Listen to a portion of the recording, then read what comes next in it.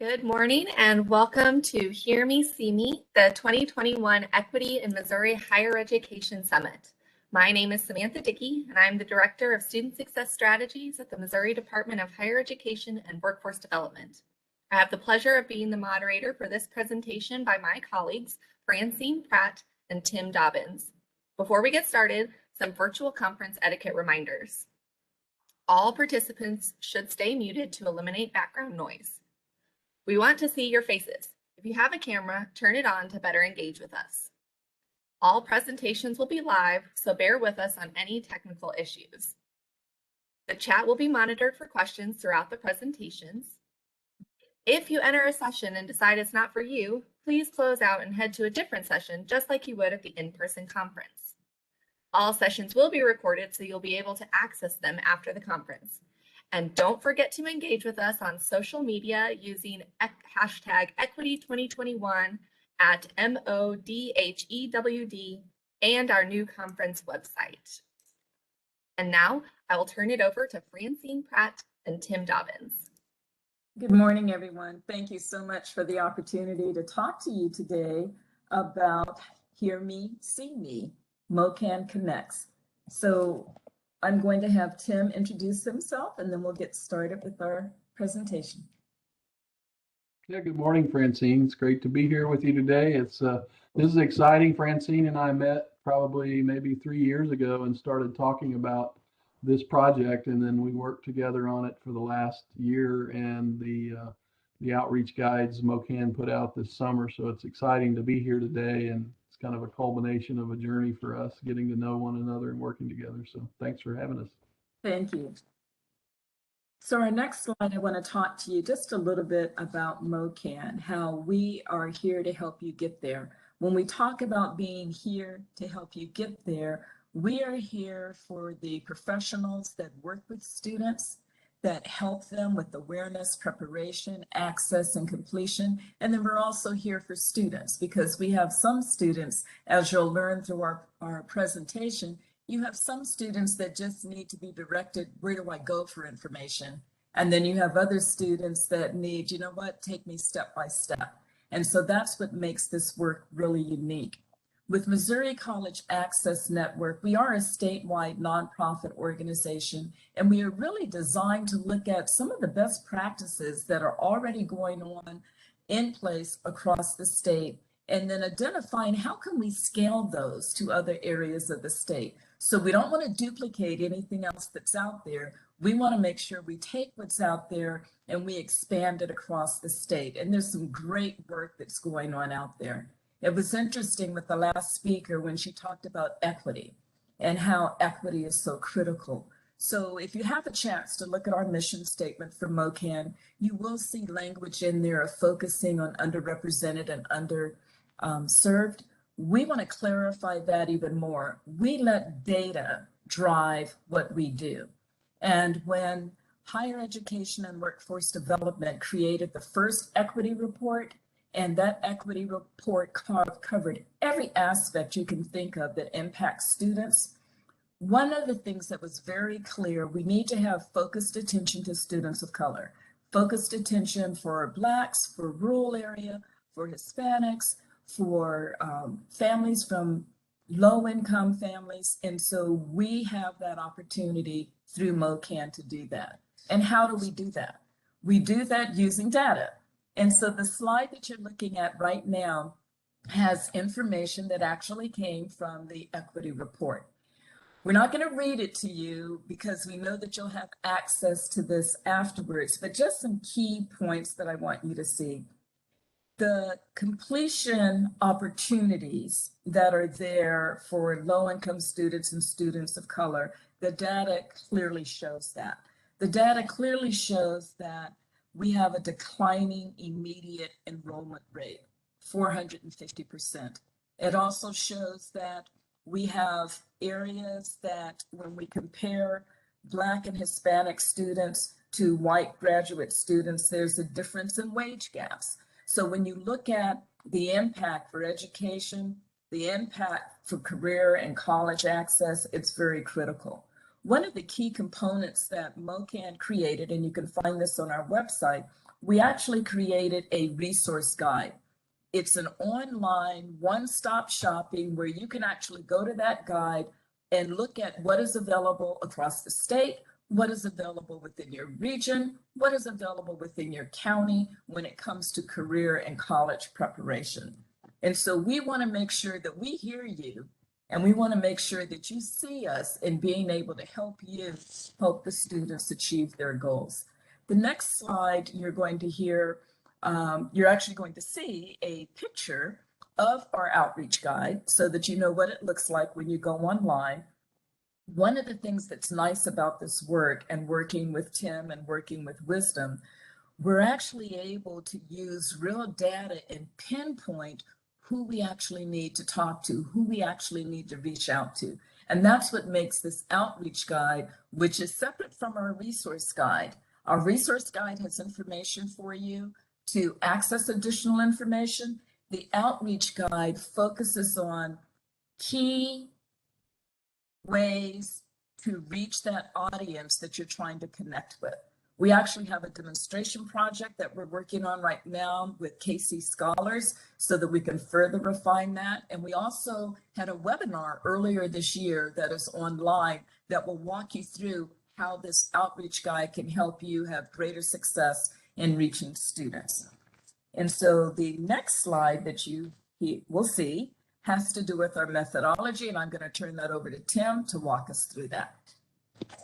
Thanks, Francine. So what we began with really about a year and a half ago when we started defining the project was how can we identify and locate those most in need? And as we saw in that first slide with the data, we're seeing in the last couple of years continued significant declines, particularly in students that are attending low-income high schools and students of color. So what we wanted to do was really focus our attention in on those audiences, find ways to locate and identify them, and then develop techniques and methodologies that would allow organizations throughout the state to better communicate and reach them where they are. One of the presentations I saw yesterday was really interesting in talking about that in terms of, if we can't reach people where they are and we can't speak to them in relevant terms that are meaningful for them and overcome the barriers that they're dealing with in their day-to-day lives, then we don't have a good chance of connecting them to scholarships and other types of programs that could really make a significant difference, not just in their life today, but in their life throughout the rest of their growing up and family, or if they're an adult learner, interrupting their situation right now and helping create an opportunity for them for some type of secondary education. So our first step was to really define the focus areas. So we defined 5 focus areas throughout the state of Missouri, which MOKAN is focused over the whole state. We picked 4 urban areas: Kansas City, St. Louis, Springfield, and Poplar Bluff. And then we selected 3 representative counties. We use a technology known as geofencing, where we actually build a fence around certain areas within those 5 focus areas to capture or collect data on the thing that we all use the most these days, which is our cell phone. And one of the things that we find is this is a great way to connect and identify with people in real time, rather than using outdated lists and databases that are maybe 3, 5, sometimes even 10 years old. We live in a very mobile society. So if I have a phone book or a data list that came from even a year or 2 ago, it may be outdated. But if I go and put a fence around a particular area, neighborhood, zip code in a region, I can actually see who is coming in and out of that area, who is transient, who's permanent, and I can learn a lot of information about the devices that are coming in and out of there. So we collect the device. We then analyze the device behavior. We look at what the applications are, what the usage is on those devices, and that allows us then to take that audience that we create and segment it into various audience types or behavioral types. And I'll talk a little bit about the creative briefs that then we create from that. So in the middle of the slide, you see an example, and I'll dig into this a little deeper. but we take each of the audience segments and we break those into behavioral personas or personality types so that we can create good, clear, relevant, contextual action items and messaging activations that the MOKAN membership can then use to put together their outreach campaigns. And then the last section of this slide on the right-hand side, you actually see then you can turn back around, take the messaging you've created from these different creative briefs and push it right back out to the very same devices that you use to create the information to begin with. So it's a very powerful set of tools that MOKAN has invested in and developed and makes available through their membership these particular outreach guides. So I'm going to dig in a little bit to the middle part of that slide and talk about the creative briefs. This is an example of one of the creative briefs that you'll find in the outreach guide. This particular persona type we refer to as the immediate. This in the Kansas City outreach guide, or the data we collected in the Kansas City regions. The audience that we selected there, this made up about 30% of the overall audience. And again, remember, those audiences were specifically focused on low income and individuals of color in the beginning phase. That's where a lot of outreach ends. We actually just use pure census demographics. Well, this is where we began this program. We use those demographics to zero in on the neighborhoods that we were most interested in. We also looked at about 200 secondary sites within the neighborhoods, faith-based communities, other community organizations, because we wanted to look at the human movement. We wanted to see not only what is this audience doing in this area, but what other community organizations are they interfacing with. And then that gives the MOKAN membership some understanding and knowledge about how can they partner with, which community organizations, which faith-based organizations are most reaching currently these audiences that they want to then connect with and offer, say, their scholarship programs as an example. So the immediate persona type has, as you would expect, they always want things immediately. They want that we call a human truth, and we give every persona kind of a human truth. And the immediate human truth is, I need to have always available solutions. So whether it's 3 in the morning or it's 2 in the afternoon, whatever time of the day it is, I need my solution now, when I want it, when I need it. And that's a behavior type that then we build a persona creative brief around to help you understand not only what kind of messaging that you might want to provide, but also what type of activations or changes in your organization. Because it's not just about how we message to people when we want to attract their attention. That's how we make them aware. But then when they actually come to our organizations, we need to be aware that 30% of the individuals we're trying to serve in this category need immediate solutions. They don't have time in their day, and they don't have the ability to take a lot of time to work through complex systems. So making things simple for them, making things easy to access becomes a part of the strategy that we develop. So we then take the creative brief and we add to it, and we say these are some ways that we can get the attention of the immediate. And so the immediate you get their attention by being prepared to react to their questions. They come with a lot of quick questions. They want answers immediately.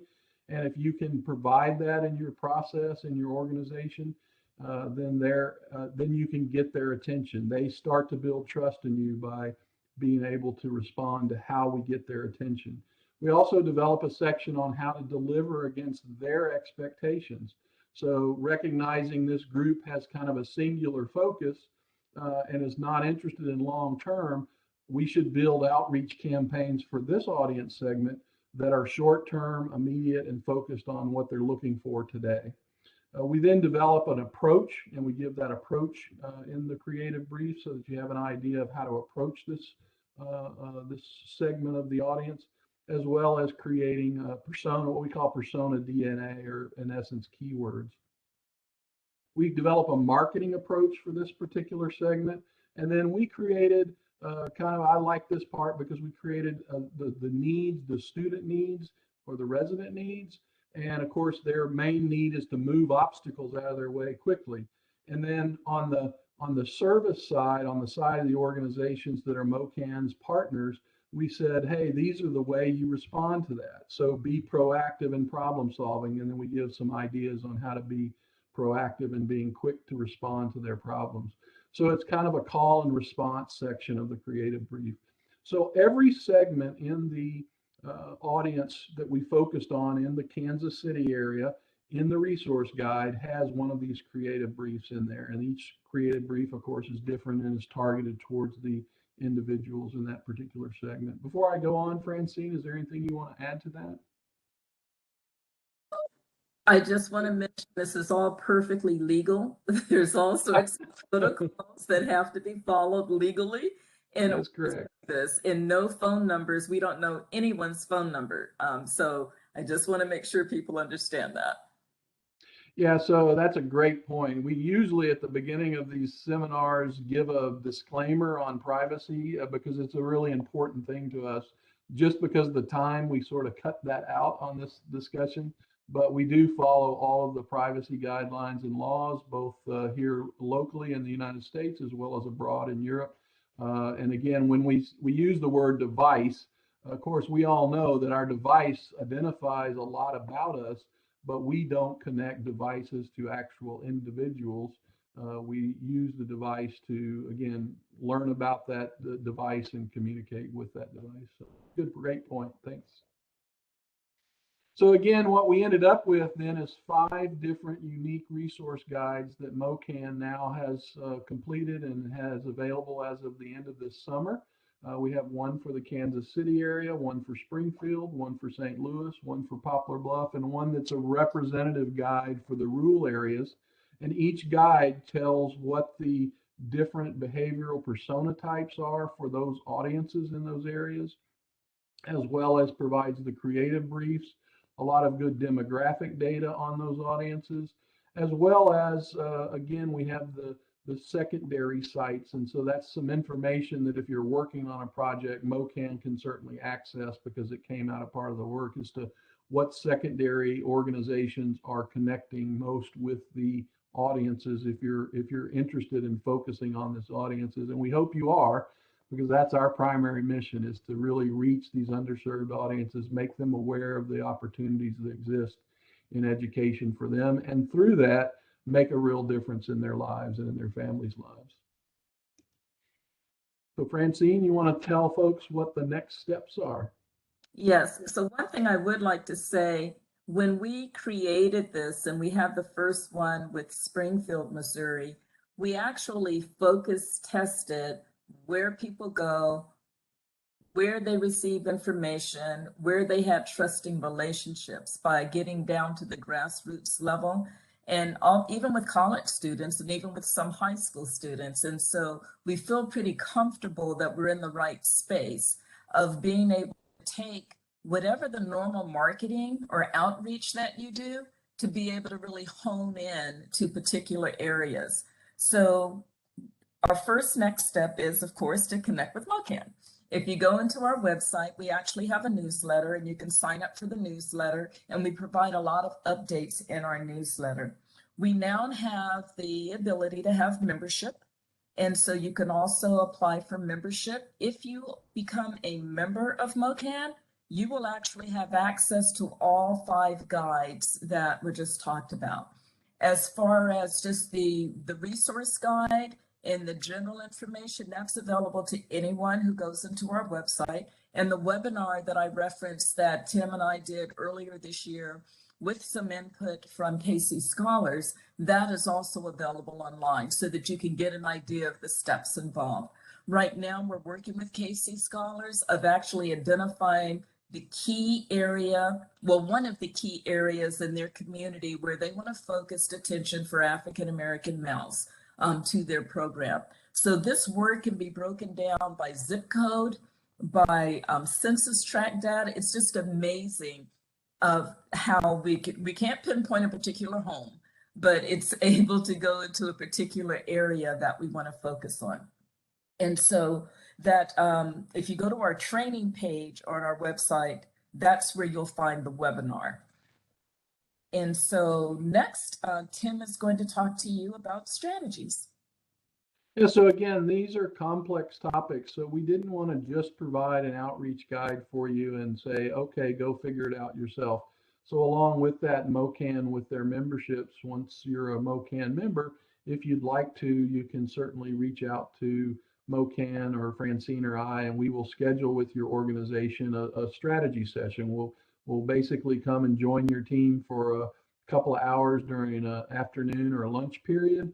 We'll take you through the outreach guides, how they work, how you can improve your outreach campaigns, and also listen and understand what your organization's focus is. Francine mentioned the Casey Scholars Project, and they have 3 different scholarship programs that they offer. And the one area that they've really seen a low response rate is in their traditional scholarship in terms of Black males. And so that's an area where we're taking that opportunity to take this data and focus on an outreach campaign specifically to try to increase the number of Black males in the 11th grade that could sign up for a very substantial scholarship program that could, again, really impact their ability to participate in secondary education. We're also doing a secondary program where we're looking at attracting adult learners to their adult learner scholarship campaign. So those are the kinds of things in the strategy session that we can do with you.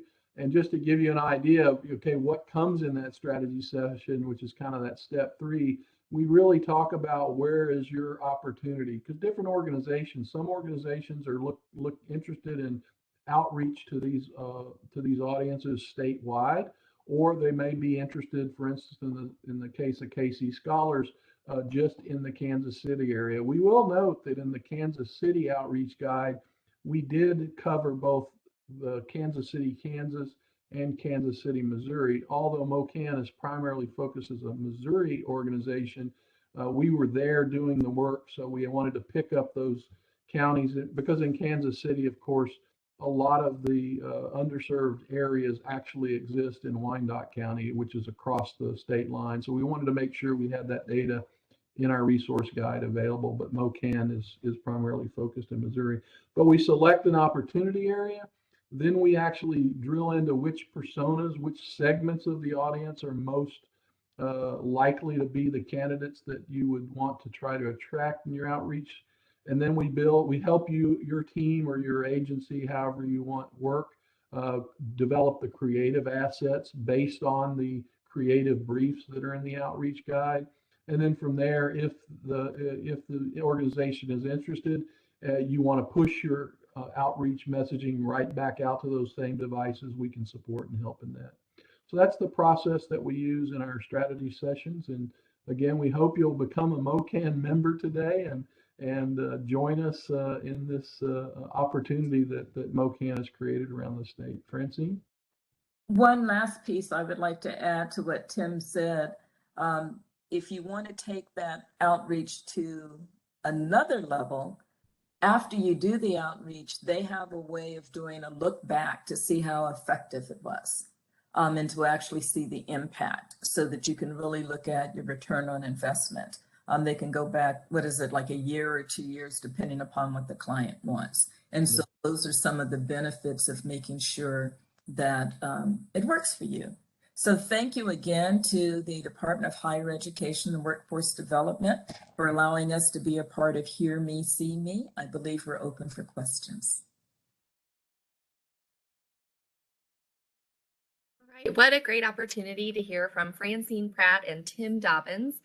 We don't have any questions in the chat right now, but I'll give everyone a few moments to type those in if they do have them before we close our session. While they're doing that, I do encourage people to just send an email to MOKAN, because sometimes this work is so specific to their area, it may be difficult asking just a general question. So feel free to reach out to us and we'll talk to you individually. Absolutely.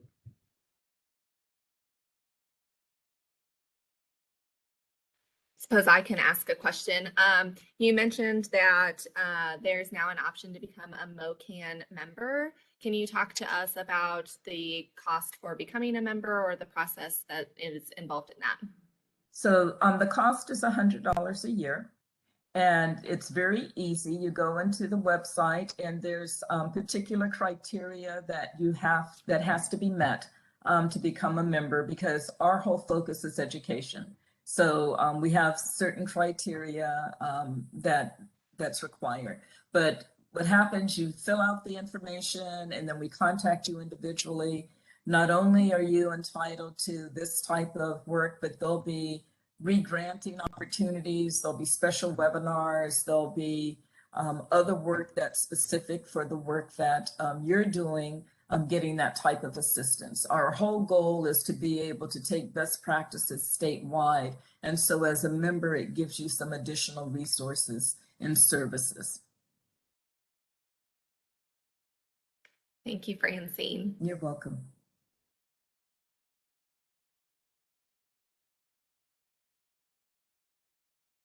Right. I still don't see anything in, oh, do we have to be a member to access the report you shared today? The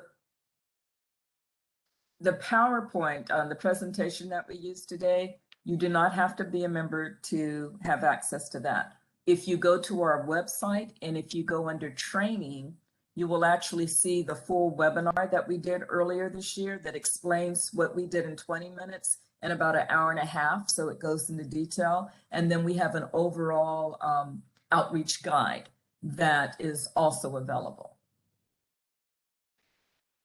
Got it. Sorts of other information on the website. So we encourage you to go to the website. I see it there up on the screen, mocollegeaccess.org. I'll go ahead and put it in the chat. That way it's an easy click for our guests today.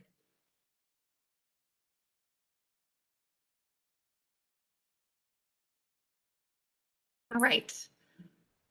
There are no other questions.